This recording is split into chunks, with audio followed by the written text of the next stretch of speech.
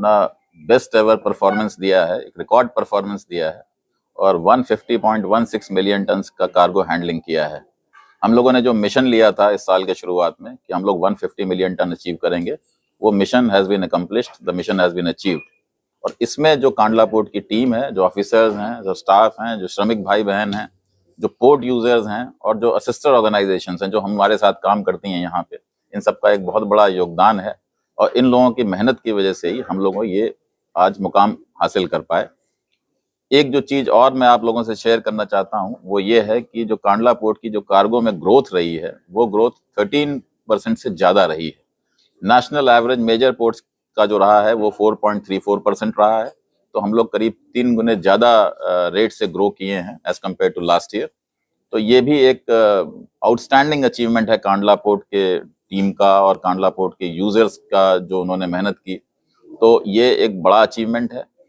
आगे जाते हुए हम लोगों का प्लान ये है कि इस साल ये मानते हुए कि हम लोग इस ग्रोथ रेट को सस्टेन करेंगे, हम लोग 170 मिलियन टन का टारगेट लेकर के चल रहे हैं। मिशन 170 आज से हम लोग लेके चलेंगे। टारगेट थोड़ा स्टिफ है, टारगेट बहुत टफ है, बट टारगेट को टफ रखेंगे तभी काम करेंगे और मेहनत पूरी की जाएगी।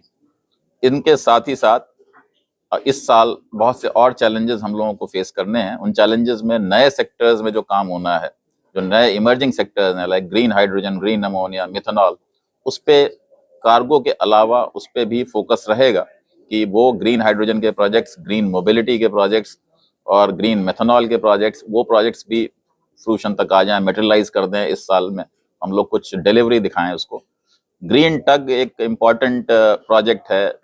हरित सागर मंत्रालय की जो गाइडलाइन है उस ग्रीन टग के तहत, उस गाइडलाइन के तहत हम लोगों ने ग्रीन टग का भी जल्दी से जल्दी एक इंडक्शन करने का प्लान है। कांडला पोर्ट पहला पोर्ट है जिसने इसका टेंडर भी कर दिया है और बहुत जल्दी इसको फाइनलाइज हम लोग अगले 10-15 दिन में कर करके इसके ऑर्डर्स भी प्लेस करने वाले हैं।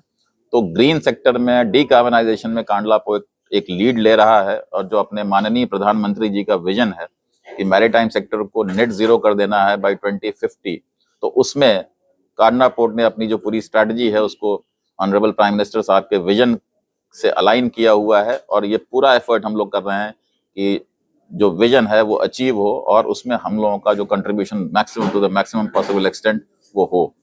इसके अलावा जो कैपेसिटी एडिशन के प्रोजेक्ट्स हैं वो चल रहे हैं, चाहे वो टूना टेकरा में नया कंटेनर टर्मिनल हो, नया मल्टी कार्गो बर्थ्स हो, नया 6 किलोमीटर लंबा एक नया पोर्ट जो हम लोग प्लान कर रहे हैं 135 मिलियन टन पर एनम का, वो हो।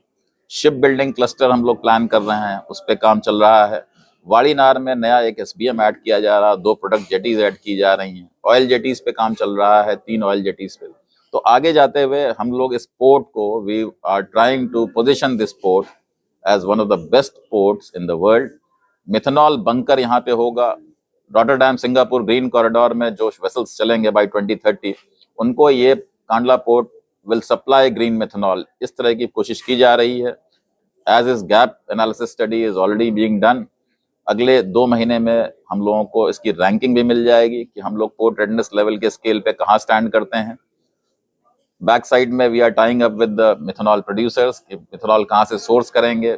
SOP और मैनुअल्स, रेगुलेटरी रिक्वायरमेंट्स जो हैं उस पर ऑलरेडी काम चल रहा है, मैनुअल्स वगैरह इशू कर दिए कांडला पोर्ट ने। ट्रेनिंग, अपग्रेडेशन, स्किलिंग, इस नए सेक्टर के लिए जो ट्रेनिंग की रिक्वायरमेंट है उसके लिए हम लोगों ने CSR में इंस्टीट्यूट्स के साथ टाई अप किया है, वहाँ कोर्सेज ऑलरेडी चालू कर दिए हैं।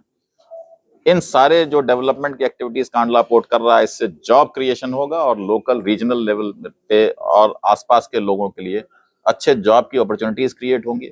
हम लोग ये मान के चल रहे हैं कि 60 से 70 हज़ार लोगों को यहाँ से जॉब मिलेगी अगर हमारे जो प्रोजेक्ट्स हम लोगों ने प्लान किए हैं ये टाइम से धीरे धीरे करके डिलीवरी होती जाए तो ये विजन है हमारा। और हम लोगों का जो ये DPA का ये थिंक